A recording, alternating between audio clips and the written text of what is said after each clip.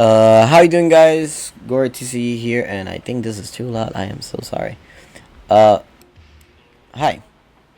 Well, Gore TC here. Today I'm gonna bring you a deck profile. This is going to be my Luard premium deck profile. I've been playing this deck not for a while, to be honest. I have to be honest, but I just built this deck last night because some friends wanted to play premium. Obviously, they did got their hands on the new premium decks, so we play remotely. And to be honest, I thought I wasn't going to like premium, and well, I had a blast, So obviously, I had to scrap all my old ways of playing the premium, but right now premium seems to be in a good spot, and I literally enjoyed it more than playing standard, and even V. And V, I really like it a lot. So yeah, anyways, this is my first version. I'll probably just update it once I get new cards and once I play test it against more decks. I play against only the new 3 decks that came out, so I really didn't have too many options to play against. So probably in the future I will play remotely with some other friends that do have other decks. So yeah, anyways, let me move this aside and let's start with the deck profile. So I'm gonna say a couple things for sure. Obviously, don't take my word for it. Use my deck profile as reference, and I'll probably just update it in the future. So yeah. Anyways, starting with the grade 3s. The grade 3s that are not triggers. So we're playing one Dragfall Luard, and 4 of the old Luard. I kind of it felt right playing this ratio. It is a little bit weird for sure, but this guy obviously Dragfall Luard. You can stride for free if you're going to do it during the stride phase. So basically, if you are going to stride first, this is probably the first card you want to see, but it's a little bit debatable. Draghard Luard, it's one of those cards that you really kind of want to see in your opening hand at least. Just because the good thing about this is that you recycle your great ones. You just really want to recycle all your cards from your drop zone. And since we're not doing Turbo Morfessa, we're just really playing the long game for sure. This deck really shines in the long game. If you're going first, you have pretty good defensive options. So you can either survive the Raging Form turn, that's super annoying as fuck. But basically, I like him just for the fact that you can just recycle cards back into the deck. Obviously, he recycles 2, but he recycles... Dragfall recycles 1, and Luard Draghard recycles 2. So, and the other effect that just brings 2 grade 2s, 2 grade 1s is actually pretty good. Especially, you will have a couple cards in your extra deck, in your rear guards that are extra to sacrifice. It is pretty good. Next, the other one is Origin Mage Eldona. I was planning on putting a second copy. This card really comes up a lot, especially if you're a little bit bricked. It will help you get some extra cards to your hand, and I really like him. There are a couple of times where you can just play this on turn 2 if you get double crit by the new Cycler grade 2. But yeah, I really like it. And the other effect is that if you open this in your opening hand, you can just basically just discard it and either search for any grade 2 that you need or any grade 3. So it is pretty good. I really like just having extra cards to cycle, so you don't get grade star. Alright, so next for grade 2s, a little bit of self-explanatory. Blaster Dark Engine. I was debating on playing something else. I was debating on playing Leafall, especially the new one, the new Leafall, since when it's wrote upon, you draw a card. And you can just revive him, and it's meh, but just kind of like that extra draw. It's pretty good, but Blaster Dark is good just to remove cards, and it is a good way to search him so you can thin out your deck early game. So yeah. Next, 2 Drag Fencers decked out. This card is amazing. I love this card. This card is ridiculous for sure. So decked out all the way. We're not gonna explain too much. So yeah, calling 2 great ones is incredible. Especially you can call this guy since it's a great one on the deck. So, yeah. Uh, next, playing 4 copies of this guy. I'm not even trying to pronounce his name. This card is amazing on turn 2.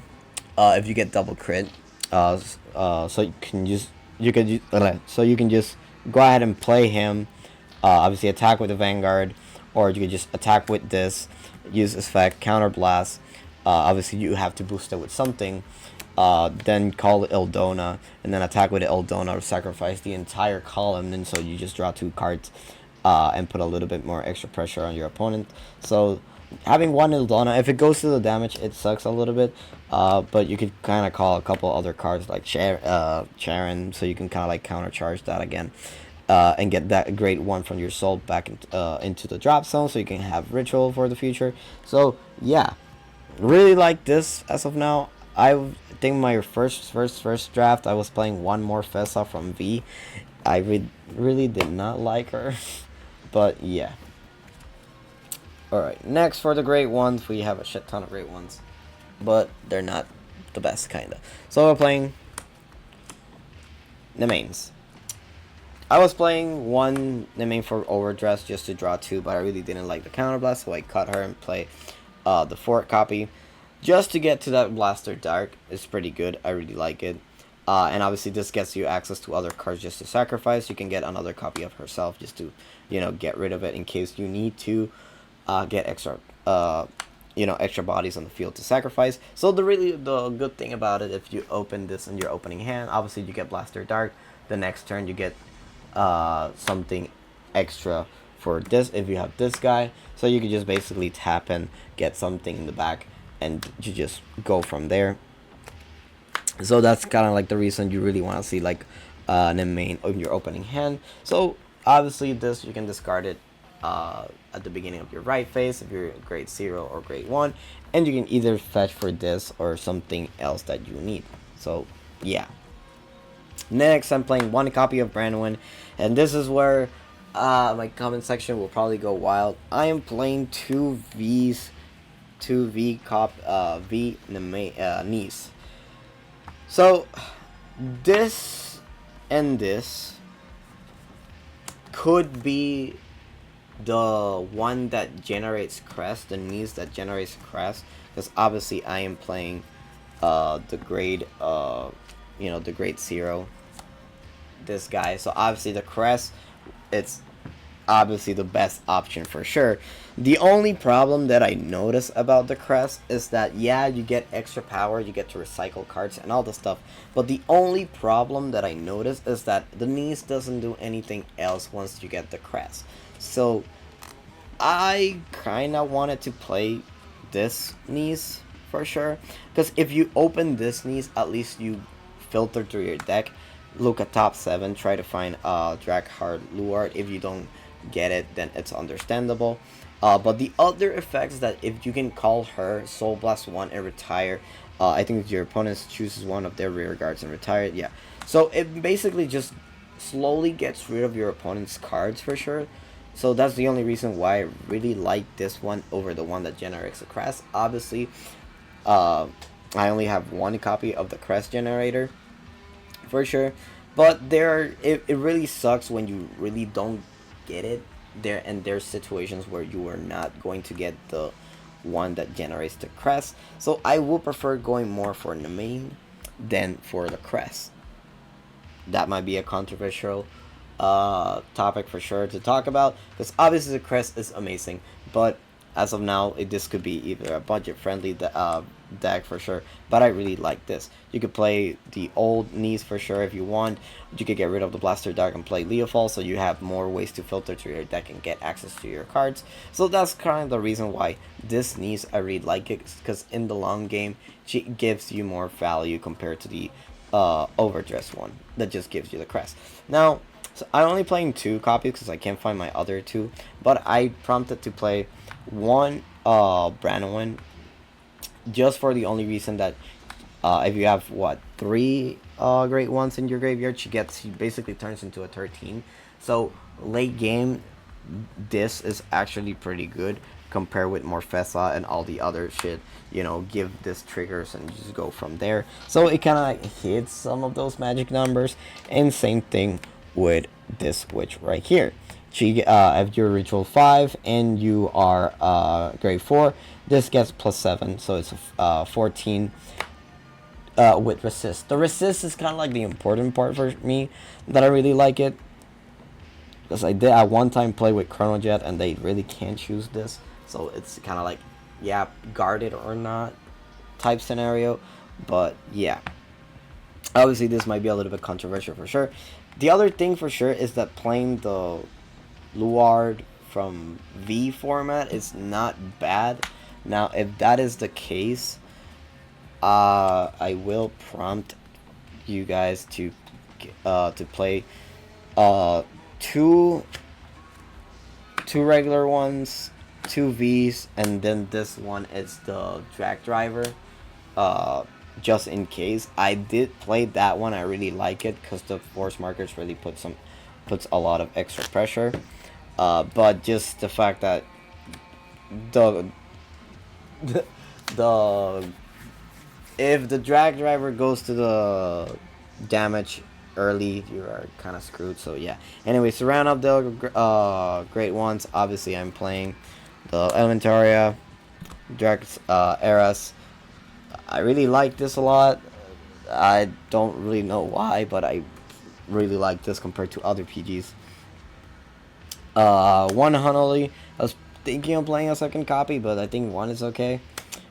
One of this guy, sometimes you do need a soul, so you kind of, you know, the main will fetch you for this, so it's pretty good.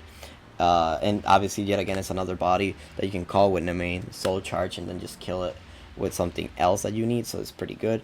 Two Sharons, just because she basically gains power and countercharge you a card, it's pretty good. It's a great one, and I really like it. And then I'm playing one Abyssal Hour from V just to draw, if in case you need it. The draw comes out a lot. Basically, all the cards that you basically call with the main are cards that you're gonna get rid of. Obviously, you will cycle them with Luard, so I really like this. So that's basically it. Next, we're playing for Great Zeros. One root, obviously you're starting Vanguard.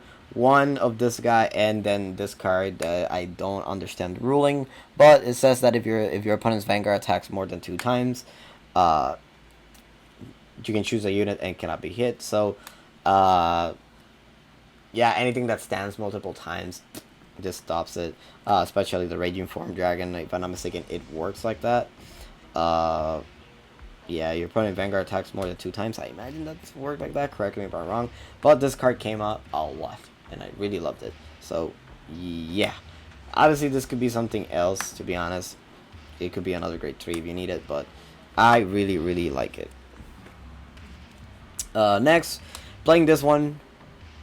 You can play the blue one. You can play the purple one. I am playing this one early game. It is very funny just to hit it for sure. But yeah, it's just an over trigger. Not much I can say. I'm playing 5 stand triggers. Playing the crows here. Oh, sorry, the ravens. The owl, 2 owls. When you're retired, you draw 1. If they get damage checked, you draw a card, and it's a critical trigger. This got errata, so yeah. 4 of the guardians, and this early game is amazing. Obviously, the other good thing about it is that they're grade 3, so in case you need to strike, you can discard them. And then 1 copy of the counter charge. This really came out a lot when I used it for G Guardian. Loved it for sure. And at least this right here, I will not change. Probably this, but this effect came up a lot. So yeah. Alright, now going into the ride deck. Sorry, to the stride deck. 1 Messiah. This guy is amazing. I really loved him. I really went into him a lot. The first stride, just to get rid of opponent's card, and just making sure that if for extra reason your opponent, you kept your opponent's field unchecked. Usually, obviously he's an act, so yeah, you could retire cards from here and there. Leofall, Dragfall could retire something. So if your opponent can retire 2, you could use the other effect. It's pretty good. I love it. If not, your opponent has to retire 3 cards, and they're fucked. More 2 more Fessas. I feel like 3 is too much. I don't even go into her too much. So yeah. 2 copies of our Geyser and 1 Doom. I only went into this guy yesterday a couple times, so other than that, not much. Just in case, there were a couple situations that I could do this, but same with this guy, but yeah, pretty good, I guess. I went into this a couple times. I really liked it, and it did the job. It get the job done. And for all the G guards, all of this ones, I used them all for sure. So I really can't say much about it. Obviously, I haven't played premium too much, but this one's compared to the other ones, they got the job done. This, in case you need to recycle your great ones, is actually fucking insane. I love it.